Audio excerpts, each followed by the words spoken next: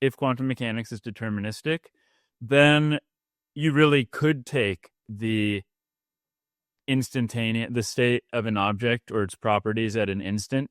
And I know that we have there are questions about what an instant is or if the present is thick, but make a perfect inference if you knew the laws of physics about that object's causal history.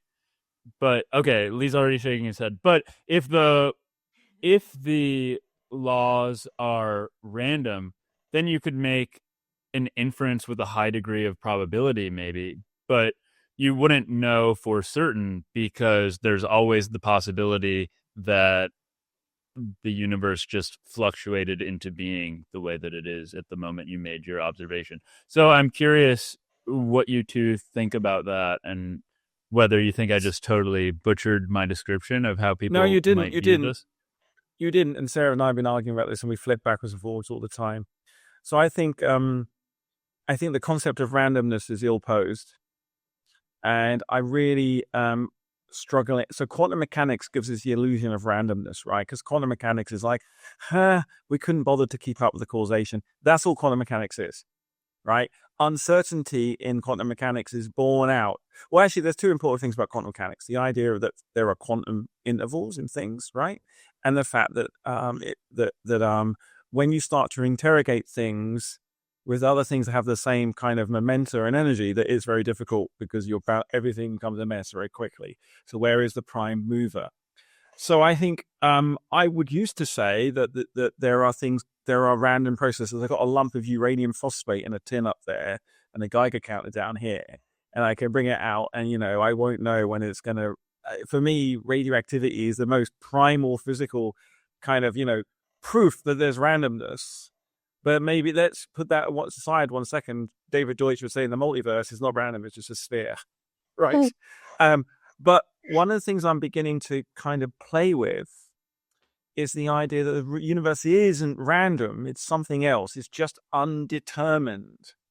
So, and in both quantum mechanics and Newtonian mechanics, there's the same uncertainty. And I think that people put a special quality on quantum mechanics because it's non-local, you have entanglement, you have Bell's inequalities and all these things. But you just don't know, you've lost your causal structure. Mm-hmm. And so what that means at the quantum level, that because your bookkeeping is lost, you don't know what has happened in what order, you've lost your causation. So things appear to go back in time, be non-local, be this, be that, the other. It could be the deflationary interpretation of quantum mechanics is we've just lost the sequence. So we just basically sum over this area and it looks like it's random because of the way we sample. Go to macroscopic Newtonian mechanics, and then it's all about the precision and the point particle and saying, if I don't know the precision, the resolution of where that object is in 4-dimensional space, there's going to be a drift at some point. And I think these notions are kind of misplaced. And so going back to your question, Robinson, if the universe was deterministic and I knew, Laplace, if I took Laplace's demon, I could infer what was going on perfectly. I'm going to say, I believe, and I think the belief is becoming based in a theory that Sarah and I are developing, that the universe is intrinsically generative, and the future is unpredictable because the universe is non-deterministic, and it's life. This is the kicker. This is going to blow your mind, I think. Set this up. Life makes the universe look regular and determined because of error correction.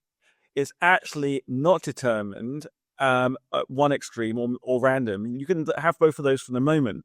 And because life does error correction and copies itself and produces regularities, we look at the universe and go, oh, that looks regular, that looks good.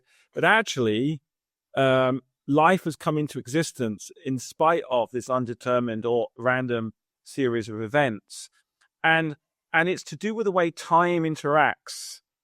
And what you've got in assembly space, or you've got these series of processes happening, the way the object interacts with the environment is so continuous but there is a discrete interaction. And the way that happens, the combinatorial space of possibilities is so big. You could say in principle, but I don't think the word in principle works because your infinity is just too big and there's just too many things. I mean, we cannot predict what's going to be the next social media craze, right? Who would have predicted TikTok in 1900, right? And so I think there's this unpredictability that we see again and again in physics and chemistry, but we see predictability in biology. There's this very interesting phenomena that's going on, and it has something to do with how we treat the past as predictable, because we can infer perfectly the past. But something happens in the present at the interface for the future. I've taken a long time to discuss that, but I think, let me just crystallize that down. The present is as we say, is quite thick. We understand the causal structures, but when anything we proceed in time forward, there is a degree of undeterminism when there is an error correction, and that allows us to form new objects which may be kept in play because of evolution and selection, or maybe just dissolved away. And this is at the root of unpredictability in our society, in biology and consciousness and intelligence and all that jazz.